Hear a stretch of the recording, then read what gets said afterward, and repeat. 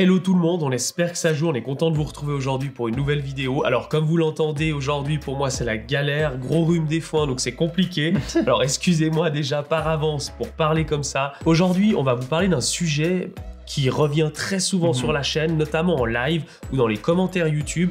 Si on devait choisir une montre, mon frère et moi, dans notre collection, laquelle ça serait? Avec Jonas, on a voulu commencer un petit peu ce débat, cette vidéo avec vous, en peut-être se posant la question quelles seraient les raisons pour lesquelles on devrait, dans la vie, en tant que collectionneur de montres, être amené à devoir faire ce fameux choix. Pour nous, l'un des premiers facteurs finalement où on devrait se retrouver à vendre l'une de nos montres, ou peut-être voire même en garder qu'une seule finalement, c'est pour des problèmes financiers. C'est des choses qu'on souhaite déjà à personne, ni à vous, ni à nous, mais ça peut arriver. C'est des choses dans la vie où on peut se retrouver sur la paille, ou bien tout simplement lancer un projet, une entreprise, un projet personnel qui nous demande de dégager des sous. Et à ce moment-là, lesquels on garderait, on ferait un choix logique. On vendrait les montres qui vaudraient le plus de sous, qui seraient peut-être aussi les plus simples à vendre dans un premier temps. Si on a plusieurs montres dont une Swatch, on partirait peut-être pas à vendre la Swatch direct, mais on vendrait plutôt une montre qui prend de la valeur, en tout cas qui est simple à vendre. Et mon frère et moi, on s'est fait cette réflexion en se disant qu'à aucun moment, dans notre collection actuelle, on s'est mis à acheter un modèle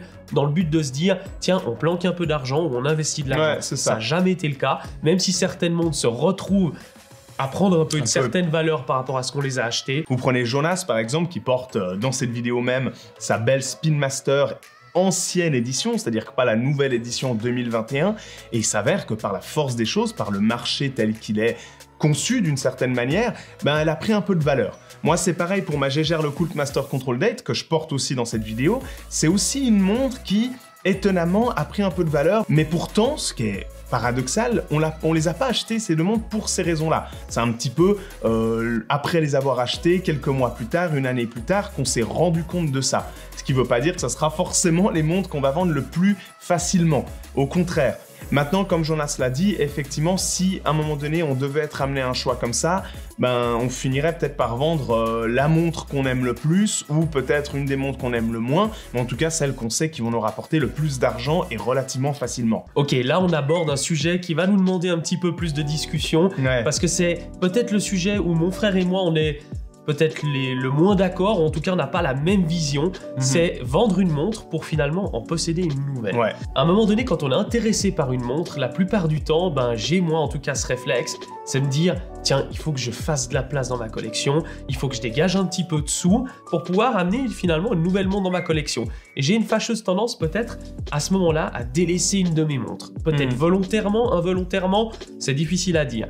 Mais c'est vrai que toi, je sais que t'as pas la même vision que ça par rapport à moi. En fait, ce qui est marrant, quand Jonas, effectivement, ça lui est arrivé 2-3 fois de tomber amoureux d'une montre, d'avoir un énorme coup de cœur, il va instinctivement commencer à faire un choix parmi sa collection et à se dire laquelle j'aime le moins, laquelle je porte le moins, pour pouvoir la dégager et ensuite pouvoir m'acheter cette nouvelle fameuse montre. Pour moi, si on vient à tomber amoureux d'une nouvelle montre, ça ne vient pas remplacer une autre montre. Je peux comprendre le point de vue de Jonas qui est plus du fait de se dire que ça sert à rien de cumuler des montres, se retrouver avec une collection de, je sais pas moi, 6 montres. Sur les 6 montres, il y en a 2 qu'on porte très souvent, puis 4 un petit peu moins. Pour moi, c'est un peu dommage, c'est un peu comme se faire confiance à soi-même. Si à un moment donné, on est tombé amoureux d'une montre, à une époque particulière, c'est qu'on a eu raison de tomber amoureux de cette montre. Et cet amour, c'est pas pour autant qu'il a disparu. J'ai déjà la chance d'avoir 4 montres dans ma collection, et c'est vrai que déjà j'ai de la peine à mettre ces 4 montres de façon un peu, entre guillemets, équitable. Et en me disant, je vais rajouter une montre, j'ai quand même cette envie de peut-être pas accumuler. Et c'est vrai que c'est là la différence entre mon frère et moi, mais celle que je comprends de plus en plus par rapport à cette philosophie, de se dire, pourquoi pas, si finalement on peut se permettre de s'acheter une nouvelle montre, pourquoi il faudrait enlever une des anciennes? Dans tout ça aussi, il y a quelque chose qui pour moi est très révélateur, c'est que si on a besoin de dégager, entre guillemets, une montre de sa collection pour pouvoir en racheter une nouvelle, ça veut aussi tout simplement dire qu'on n'a pas forcément peut-être dans l'immédiat les moyens financiers de s'acheter cette fameuse nouvelle montre. Et pour moi, c'est aussi un peu la meilleure façon d'avoir un regret. D'acquérir une nouvelle montre, d'être hyper content de sa nouvelle acquisition, mais d'avoir dû vendre une montre qui à ce moment-là faisait part d'un choix un petit peu trop rapide, et puis de regretter, quoi, une année plus tard, 6 mois plus tard. Et c'est là où je suis pas forcément d'accord avec toi et nos opinions divergent. C'est pour moi en tant que collectionneur, c'est aussi le jeu un petit peu de tout ça. Ouais, c'est d'être capable de pouvoir vendre une de ces montres, dégager de l'argent, la vente d'une de ces montres pour pouvoir en racheter une nouvelle. Cet argent reste entre guillemets dans le budget montre. Mais je partage aussi ce que tu dis là, c'est le fait que des fois, ça peut nous pousser à des regrets. N'hésitez pas à nous le dire dans les commentaires si c'est quelque chose que vous avez déjà fait, si vous partagez plutôt le point de vue d'Alexis ou plutôt le mien. Maintenant, chacun son point de vue. Comme a dit Jonas, dites-le nous dans les commentaires, quel est le vôtre à ce niveau-là, parce que je trouve que c'est assez passionnant comme débat.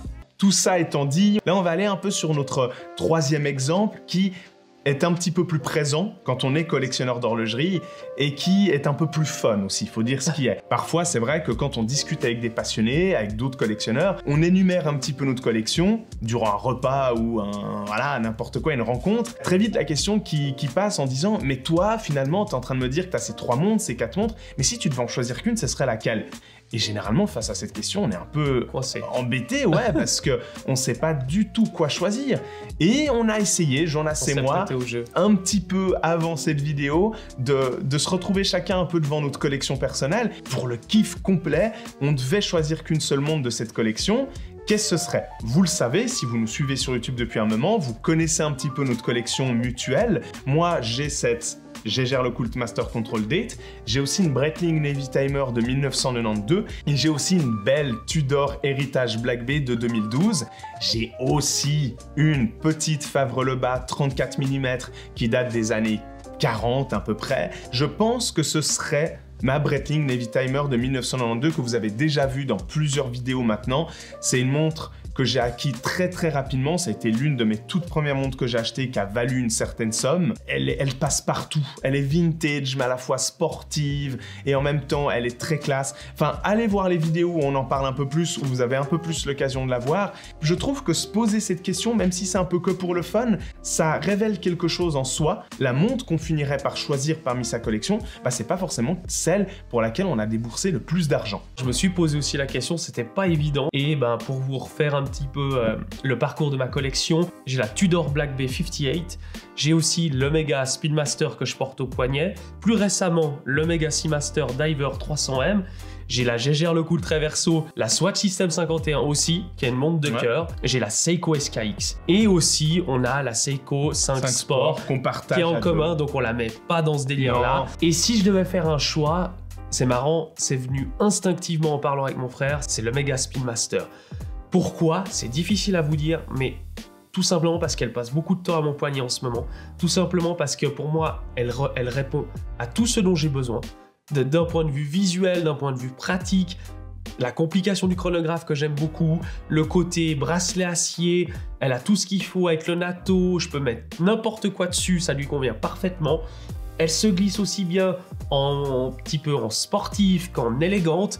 Donc pour moi, c'est une des montres les plus polyvalentes du marché. Je l'apprécie énormément pour ça, donc je suis hyper content. Mais vous me connaissez, à la base, je suis quand même plus montre diver. J'aurais pensé choisir la 58. Je sais que toi, Alexis, c'est peut-être ce que t'aurais pensé que je choisisse. Dans ta collection, ouais, je pense. Et finalement, mon dévolu s'est porté sur la Speedmaster. Bon, vous l'avez compris, c'est une vidéo plus pour le kiff, plus pour le fun. Ça fait partie de ces nombreux, il en reste encore plein d'autres à vous partager, dont on fera des vidéos un petit peu comme celle-ci ou différentes, où c'est vraiment des débats, parfois plus amusants, parfois plus philosophiques. Là, c'est marrant ce débat-là parce qu'il mélange un petit peu les deux. Et ce qui nous intéresse, c'est que vous nous disiez dans les commentaires ce que vous allez choisir dans votre propre collection, la manière aussi dont vous avez peut-être pu une fois vendre une montre, pourquoi vous en êtes séparés. C'est vrai. Est-ce que ça vous est déjà arrivé aussi? Donc n'hésitez pas à interagir dans les commentaires, ça nous ferait énormément plaisir de lire tout ça.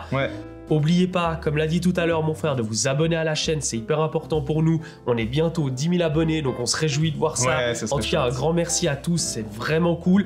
Allez faire un tour sur notre compte Instagram. Comme d'habitude, on poste beaucoup de photos qui sont pas forcément en lien avec les vidéos YouTube, donc il y a d'autres contenus à voir et c'est assez cool. Lâchez un petit pouce bleu pour cette vidéo parce que ça nous fait énormément plaisir à mon frère et moi pour le travail qu'on fait au quotidien. Et comme d'habitude, on se retrouve sur une prochaine vidéo et n'oubliez pas, d'ici là, soyez à l'heure.